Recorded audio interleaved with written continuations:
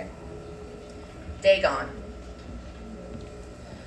I am writing this under an appreciable mental strain, since by tonight I shall be no more. Penniless, at the end of my supply of the drug which alone makes life endurable, I can bear the torture no longer, and shall cast myself from this garret window into the squalid street below. Do not think from my slavery to morphine that I am a weakling or a degenerate. Whenever you have read these hastily scrawled pages, you may guess, though never fully realize, why it is that I must have forgetfulness or death. It was in one of the most open and least frequented parts of the broad Pacific that the packet of which I was supercargo fell a victim to the German sea raider. The Great War was then at its very beginning, and the ocean forces of the Hun had not completely sunk to their later degradation, so that our vessel was made legitimate prize, whilst we of her crew were treated with all the fairness and consideration due us as naval prisoners. So liberal indeed was the discipline of our captors, that 5 days after we were taken hostage, I managed to escape alone in a small boat with water and provisions for a good length of time. When I finally found myself adrift and free, I had but little idea of my surroundings. Never a competent navigator, I could only guess vaguely by the sun and stars that I was somewhat south of the equator. Of the longitude, I knew nothing, and no island or coastline was in sight. The weather kept fair, and for uncounted days I drifted aimlessly beneath the scorching sun, waiting either for some passing ship or to be cast on the shores of some habitable land. But neither ship nor land appeared, and I began to despair in my solitude upon the heaving vastness of unbroken blue. The change happened whilst I slept. Its details I shall never know, for my slumber, though troubled, was dream-infested and continuous. When at last I awakened, it was to discover myself half sucked into a slimy expanse of hellish black mire, which extended about me in monotonous undulations as far as I could see, and in which my boat lay grounded some distance away. Though one might well imagine that my first sensation would be of wonder at so prodigious and unexpected a transformation of scenery, I was in reality more horrified than astonished. For there was in the air and in the rotting soil a sinister quality which chilled me to the very core. The region was putrid with carcasses of decayed fish and of other less describable things which I saw protruding from the nasty mud of the unending plain. Perhaps I should not hope to convey in mere words the unutterable hideousness that can dwell in absolute silence and barren immensity. There was nothing within hearing, and nothing in sight save a vast reach of black slime.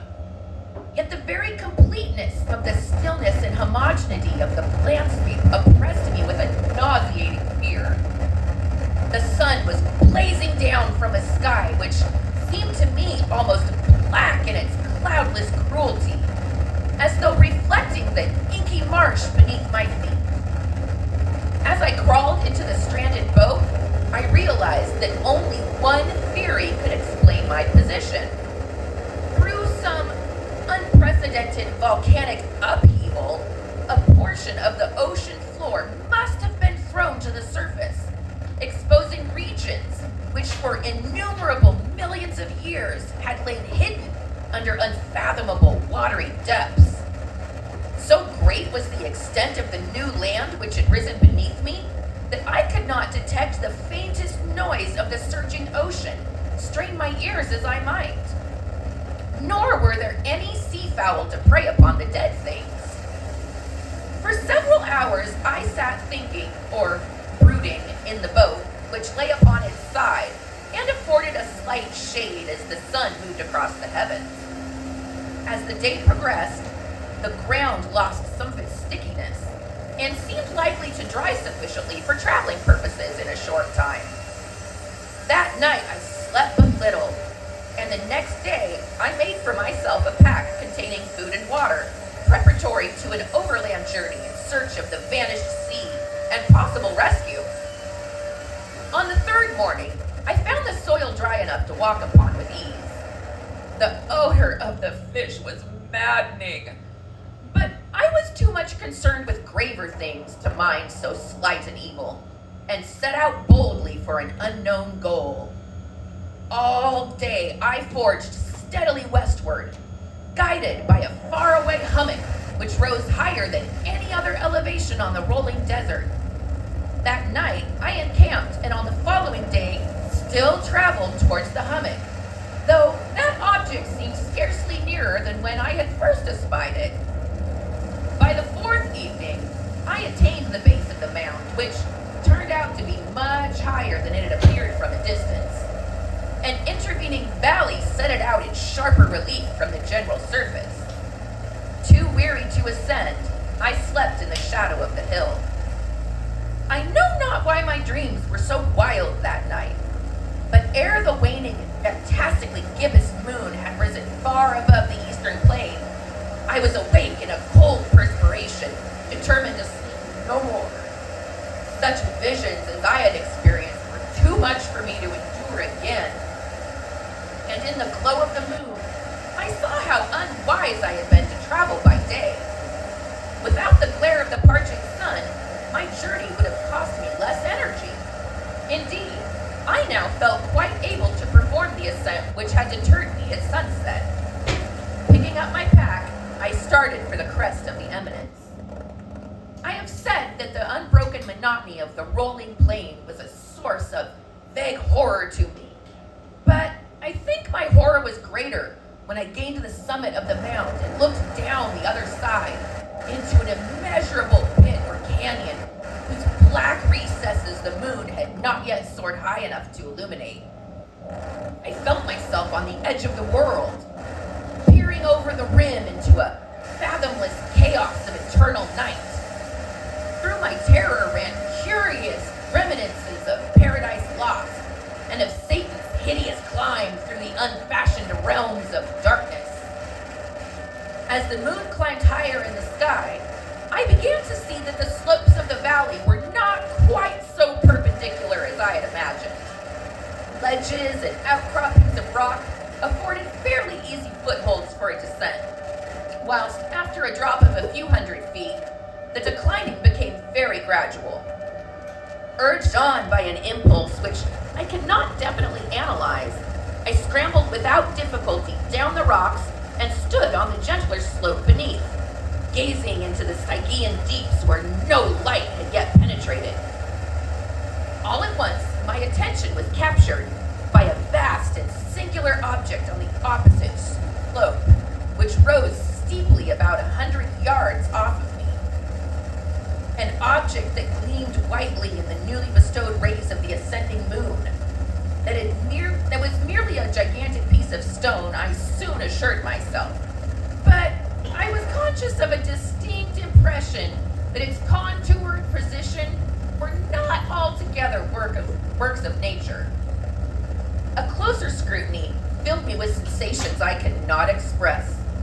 For despite its enormous magnitude and its position in an abyss which had yawned at the bottom of the sea since the world was young, I perceived beyond a doubt that the strange object was a well-shaped monolith whose massive bulk had known the workmanship and perhaps the worship of living and thinking creatures. Dazed and frightened, yet not without a certain thrill of the scientist's or archaeologist's delight, I examined my surroundings more closely. The moon, now near the zenith, shone weirdly and vividly above the towering steeps that hemmed in the chasm, and revealed the fact that a far-flung body of water flowed at the bottom, winding out of sight in both directions, almost lapping my feet as I stood on the slope. Across the chasm, the wavelets washed trace both inscriptions and crude sculptures. The writing was in a system of hieroglyphics unknown to me, and unlike anything I had ever seen in books, consisting for the most part of conventionalized aquatic symbols such as fishes, eels, and octopi, crustaceans and mollusks, whales, and the like. Several characters obviously represented marine things, which are unknown to the modern world, but whose decomposing forms I had observed on the ocean plain. It was the pictorial carving, however, that did the most to hold me spellbound. Plainly visible across the intervening water on account of their enormous size were an array of bas-reliefs whose subjects would have excited the envy of a Dore. I think that these things were supposed to depict men, at least a certain sort of men, though the creatures were shown disporting like fishes in the water of some marine grotto, or paying homage to some monolithic shrine which appeared to be under the waves as well. Of their faces and forms, I dare not speak in detail, for the mere remembrance makes me grow faint.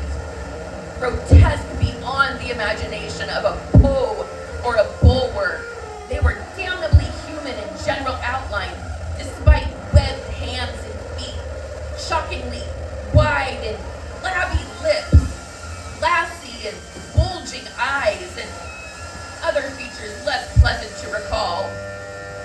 Curiously enough, they seem to have been chiseled badly out of proportion with their scenic background.